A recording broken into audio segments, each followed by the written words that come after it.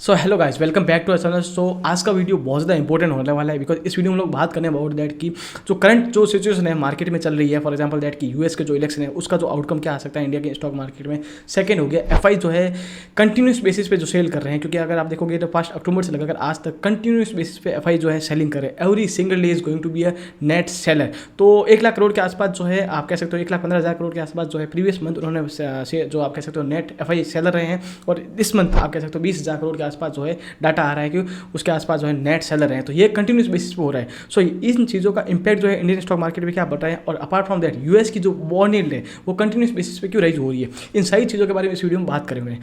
अगर इन तीनों फैक्टर का इंपैक्ट जो देखेंगे तो उस केस में आप देख सकते हो कि जो निफ्टी है जो प्रीवियस मंथ से लगाकर आप देख सकते हो सितंबर, आप कह सकते हो कि सितंबर 30 के आसपास इसका जो हाई था उसके बाद में से कंटिन्यूस बेसिस पे 9% ऊपर से गिर चुकी है।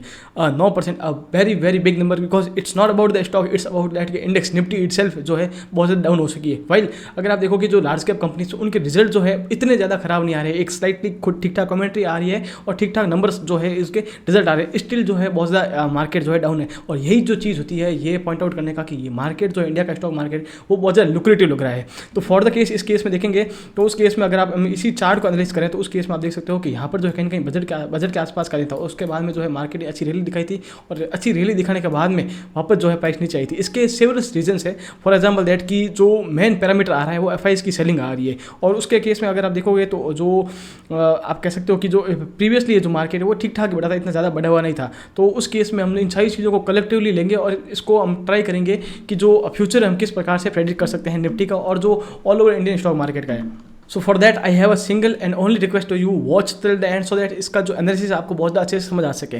सो back to the point that की जो एफआईज की सेलिंग है वो मेन पैरामीटर रहा है करंट मार्केट सेल का, क्योंकि उस केस में आप देखोगे एफआई जो है कंटिन्यूस बेसिस पे सेल करिए। नो अनडाउटेडली आप कह सकते हो कि जो अगेंस्ट के केस में देखें तो उस केस में जो डीआई है वो बाय भी कर रही है। अगर आप एफआईज की सेलिंग का कंपेरिजन करो तो लास्ट टाइम जो है 65,000 करोड़ के आसपास जो सेलिंग है उन्होंने मार्च में की थी, कब 2020 में जब कोरोना आया था। तो उस केस में क्या है कि माइंड में जो स्पीड था अबाउट दैट की मार्केट जो है बहुत ज़्यादा नीचे जाता है, उस केस में उसके कारण जो मार्केट बहुत ज़्यादा फॉल भी होता और उसके अलावा रिटेल ट्रेडर्स और डीआई ने भी अच्छा खासा उस केस में माल बेचा था। तो वो कहीं कहीं इंपैक्टफुल रहा था। अब अगर हम चीज़ों को देखें तो एफआई जो है सेलिंग क्यों कर रहे हैं, तो इसके सम ऑफ द पैरामीटर्स है। क्योंकि अगर आप इनिशियली सितंबर में स्टार्ट करें तो उस केस में आप देखोगे इजराइल और ईरान की जो कॉन्फ्लिक्ट है वो बहुत ज़्यादा डिफरेंट पार्ट ले रही थी। ईरान जो है कंटिन्यूस बेसिस पे इजराइल पे अटैक कर रहा था, तो वहाँ पर क्या है इजराइल का आउटकम आया था कि हम लोग कहीं ना कहीं जो है इसका रिटेलिएशन देंगे। तो वो कहाँ से किस प्रकार से रिटेलिएशन होगा उसको लेकर जो है कहीं ना कहीं विदेशी निवेशक हैं जो एफआई जो है वो डरे हुए थे।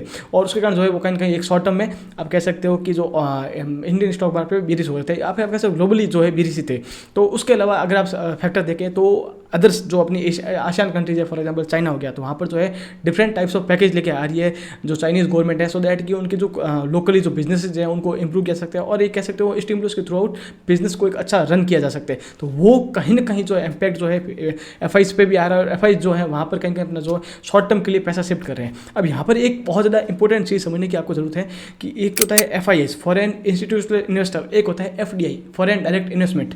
तो एफडीआई जो होता है किसी कंट्री के लिए बहुत ज़्यादा इंपॉर्टेंट होती है, बिकॉज वो जो ग्रोथ करती है, वो जो पैसा लेके आती है वो बहुत बड़ा होता है। First things. सेकंड थिंग इसमें ये हो गया कि जो एफडीआई जब इन्वेस्ट करती है तो वो एक विजन के साथ करती है, not for the short term speculation के हिसाब से। बट एफआई जो होती है वो हमेशा शॉर्ट टर्म स्पेकुलेशन के हिसाब से ही ट्रेड करती है कि अगर कोई शॉर्ट टर्म उनको 5-6 महीने में 2-4 दिन में या फिर 1 वीक के लिए अच्छी अपॉर्चुनिटी दिख रही है तो उस केस में एफआई जो है इन्वेस्ट करते हैं या फिर आप कह सकते हो एक काइंड ऑफ ट्रेडिंग करते हैं। लेकिन एफडीआई जो है हमेशा लॉन्ग टर्म के लिए इन्वेस्ट की जाती है। तो इसीलिए आप देखोगे जो एफडीआई जो है इंडिया से इतनी ज़्यादा जा नहीं रही है। ठीक, अगर कोई चीज़ इंपैक्ट हो रही है तो वो हो रही है एफआई। तो एफआई जो है अगर शॉर्ट टर्म में बाहर भी जा रहे हैं तो इसका जो इंपैक्ट जो है बहुत ज़्यादा लार्जर नहीं होगा। और जो इन्वेस्टमेंट वो सेल कर रहे हैं वो कहीं ना कहीं जो है डीआई जो है सामने खरीद भी लेते हैं, तो वो कहीं ना कहीं फिलअप हो रहा है। बट इन दी एंड अगर मार्केट को नया हाई मारना है, एक कह सकते हो कि एक अच्छी प्रेजेंस दिखानी, तो उस केस में एफआईज का बाइंग होना, नेट बाय रहना वो बहुत ज़्यादा इंपॉर्टेंट होता है। तो आप ऐसा नहीं है कि अब मार्केट जो है पूरा का पूरा क्रैश हो जाएगा, हमारे जो एफआईज या कंटिन्यूस बेसिस सेल कर रहे हैं ये हो जाएगा वो हो जाएगा, ऐसी कुछ चीज़ें नहीं है। अगर हाँ एफडीआई जो इंडियन स्टॉक मार्केट से बाहर जाता है तो वो एक डिफरेंट टाइप्स ऑफ डेंट देगा, क्योंकि वो जॉब्स भी लेके जाएगा, वो आप कैसे इनोवेशन भी लेके जाएगा, वो मैन्युफैक्चरिंग भी लेके जाएगा। तो डिफरेंट चीज़ें जो है उसके कारण इंपैक्ट होती है। तो ये चीज़ बहुत ज़्यादा क्लियर रहनी चाहिए कि एफआई जो है एफडी से डिफरेंट होते हैं, और एफ का पैसा जो है अगर शॉर्ट टर्म में जा रहा है तो वापस भी आ सकता है। इट्स नॉट अबाउट दैट कि ये पैसा जा रहा है तो एक चीज़ें बहुत ज़्यादा नेगेटिव हम कह सकते हैं। तो ये जो पैसा जो जा रहा है इसके मल्टीपल एक एज ए सेड दैट की रीजन एक हो गया चाइना का जो स्टिमुलस पैकेज हो गया, या फिर आप कह सकते हो सेकंड चीज़ होगी जो कॉन्फ्लिक्ट जो ग्लोबली हो रही है, इजराइल ईरान की हो गया या फिर रशिया यूक्रेन की हो गया। तो एक हो गया कि आपके कह जो कि यूएस इलेक्शन का जो पास आ रहे थे उसके कारण जो ट्रम्प की जो पॉलिसीज है वो किस प्रकार से इम्पैक्ट करेगी, वो भी कहीं ना कहीं आप कह सकते हो कि तो इसी कारण से है कि एफ जो है वो पैसा जो है अपने ही आप कह सकते हो कि सेफ जोन में डाल ली, जो कि उसके कारण जो है कंटिन्यूस बेसिस पे बॉन्ड खरीदी और बॉन्ड डील जो है वो बढ़ रही है। तो वो कहीं ना कहीं एक फियर फैक्टर रहा है। As a investor as a trader आपको पता होना चाहिए एफ जो है नेट बायर कब बन सकते हैं। इसके क्या अगर हम हिस्ट्री में एनालिसिस करें तो क्या एफ जो है बाय नेट प्लस हुए हैं उसके क्या रीजन है। तो अगर मैं इसको एक सिंगल पैरामीटर के हिसाब से देखूँ तो उस केस में कोई ऐसा स्पेशल एनालिसिस नहीं मिलता। एफ जो है कभी भी नेट बायर हो सकते हैं, इसका एक थिन लाइन तो नहीं है, कोई ऐसा सिंगल पैरामीटर हम नहीं कह सकते। But what we have to know is that कि क्या जो राइट नाउ जो चीज़ें चल रही है वो सही है। फॉर एग्जाम्पल दैट कि अगर आप देखोगे जो इंडिया की स्टॉक मार्केट जो प्राइस देखें वो बहुत ज़्यादा एक कह सकते हो डिस्काउंटेड प्राइस पे मिल रहे हैं, एक अच्छे ठीक ठाक लेवल पे मिल रहे हैं। क्योंकि अगर हम ग्लोबल सिनेरियो देखें तो उस केस में इंडिया की जो ग्रोथ अच्छी आ रही है, जो विदेशी जो कह सकते हो कि आउटलुक आ रहा है, IMF हो गया, वर्ल्ड बैंक हो गया, वो भी इंडिया को लेकर बहुत ज़्यादा पॉजिटिव है, मूडी हो गया, सबका अच्छा लुक आ रहा है। उसके अलावा जो भी आप कह सकते हो क्रेडिट ग्रोथ है वो भी अच्छी आ रही है, जो फिजिकल डेफिसिट है वो भी कंट्रोलेबल है। तो ये जो फैक्टर जो कहीं ना कहीं शो करते हैं कि जो इंडियन इकोनॉमी है वो एक अच्छे पथ पे, अच्छे ग्लोबल ग्रोथ पे है। उसके अलावा हम देखें तो जो अर्निंग जो है आप कह सकते हो कि जो बैंकों की हो गया, अगर हम रिसेंटली देखें HDFC बैंक हो गया, ICICI बैंक है, SBI हो गया, या फिर आप कह सकते हो एक्सिस बैंक है, ऑल 4 बैंक्स की जो अर्निंग जो है और फोरकास्ट है वो बहुत अच्छा आया है। ऐसी नहीं कि बहुत ज़्यादा खराब है, अच्छी आई है बैंकों के केस में। अगर हम IT के केस में देखें तो उस केस में हम कह सकते हैं कि जो इनका बैड फेज है वो कहीं ना कहीं ऐसा माना जा रहा है कि जा चुका है। क्योंकि पिछले 2 साल से देखो IT के पास जो नया जो बिजनेस है वो बहुत ज़्यादा कम आ रहा था, उसके कारण जो है कहीं ना कहीं इंपैक्टफुल रहा है। और IT का स्टिल आप देखोगे इतना बैड मैनर आने के बाद में उन्होंने बहुत ज़्यादा अच्छे से अपने ऑपरेटिंग मार्जिन को मेंटेन किया है, अच्छी कह सकते हो सर्विस सेल की है। क्योंकि उनके रेवेन्यू नहीं गिरे थे, ऑब्वियसली जो उनके कॉन्ट्रैक्ट जो है नए वो नहीं आ रहे थे, बट उनके रेवेन्यू जो है वही स्लाइटली रहे हैं या फिर थोड़े थोड़े बढ़े हैं। तो ऐसा ही रहा है।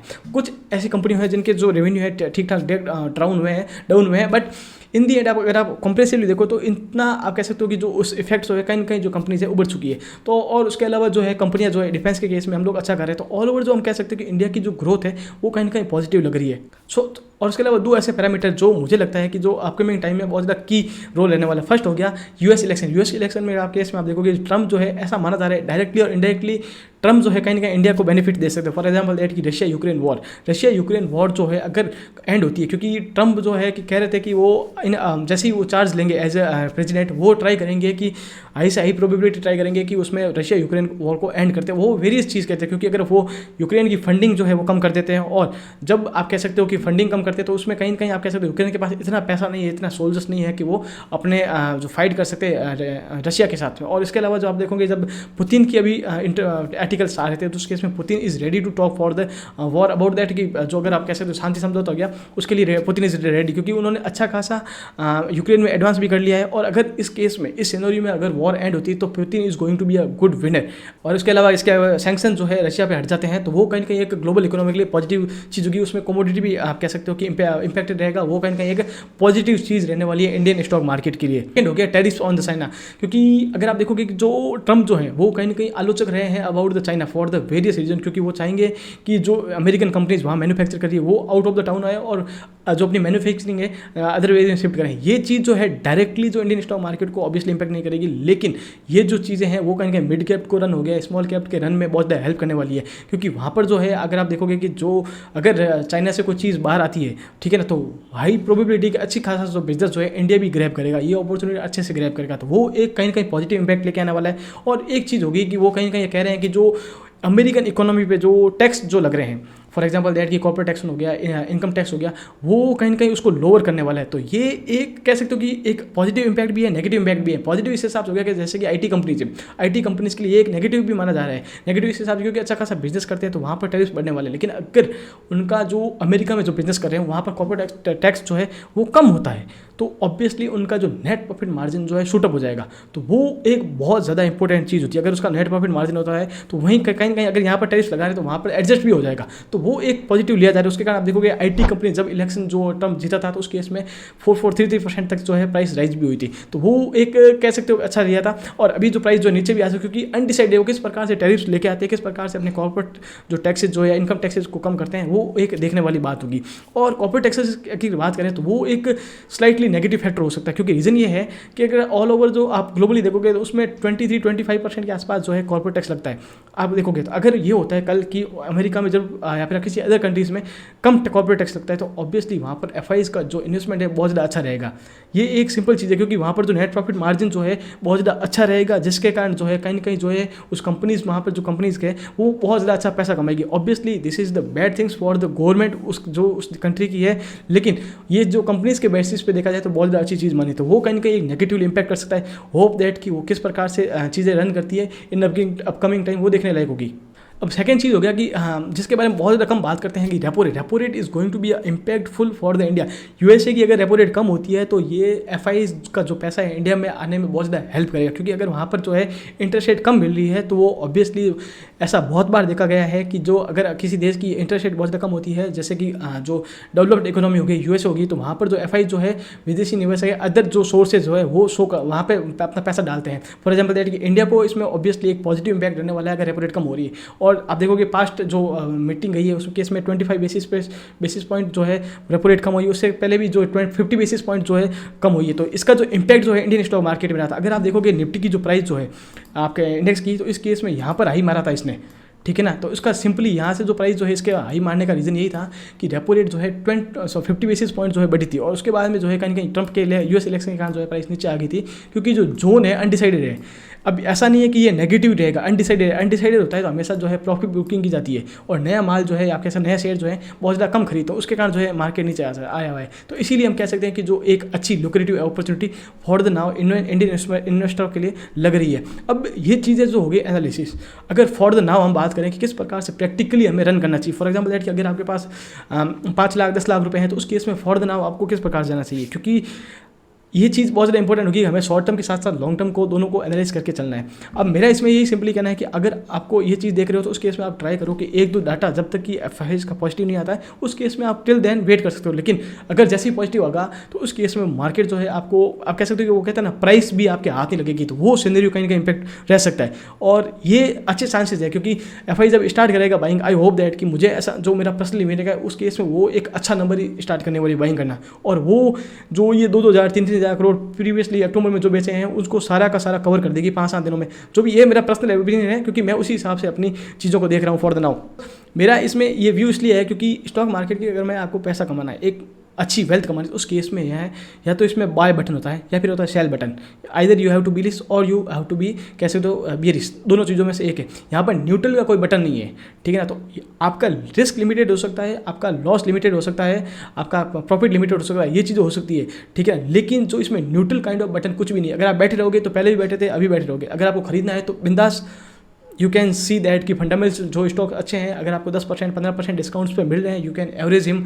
अगर आप फंडामेंटली और टेक्निकली अगर आप चीज़ों को ट्रेड करते हो, इंटरडे के हिसाब से ट्रेड कर रहे हो, तो this is the different types of market, because किस प्रकार से वो मूवमेंट करेंगे, क्योंकि गैप अप हो जाता है तो उस केस में लेवल तो क्रॉस कर ही लिए, तो क्या ब्रेकआउट पे ट्रेड करोगे, क्या रिवर्सल पे ट्रेड करोगे, तो वो एक डिफरेंट सिनेरियो होता है। लेकिन अगर आपको स्विंग ट्रेडिंग कर रहे हो या फिर आप फ्यूचर को खरीद के काम करते हो फुट के साथ में हेज करके, या फिर बुल स्पीड जैसे ट्रेड करते हो, तो उस केस में you have to hold for the long, because अगर आपने खोया है बहुत ज़्यादा तो उस केस में अभी ये जो टाइम जो है आप अच्छा खासा गेन भी कर सकते हो। This is the analysis of mind and I hope that कि ये जो एनालिसिस आपको पसंद आएगा, तो अगर पसंद आए तो please hit the like button and subscribe my channel. Have a great day.